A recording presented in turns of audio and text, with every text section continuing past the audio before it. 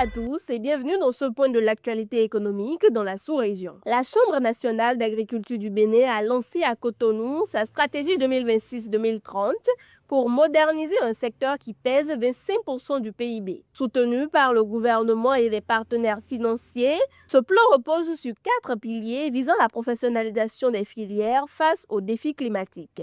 Les mesures phares incluent le développement de la carte professionnelle agricole, la création d'une coopérative de financement dédiée et le programme d'agroécologie Ecolab Bénin.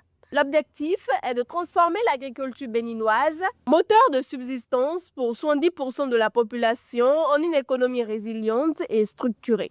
Cybercriminalité au Sénégal. En 2025, la police sénégalaise a enregistré 3 794 infractions numériques, un chiffre en légère baisse par rapport aux 3 902 plaintes de 2024.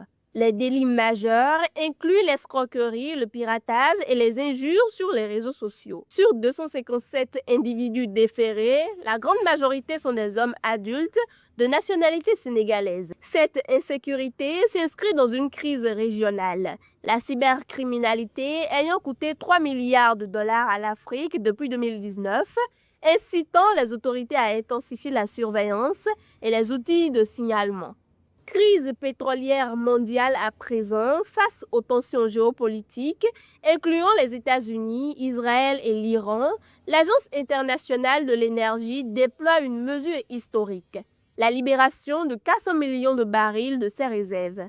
Cette intervention vise à stabiliser le marché alors que le baril de Brent dépasse 119 dollars.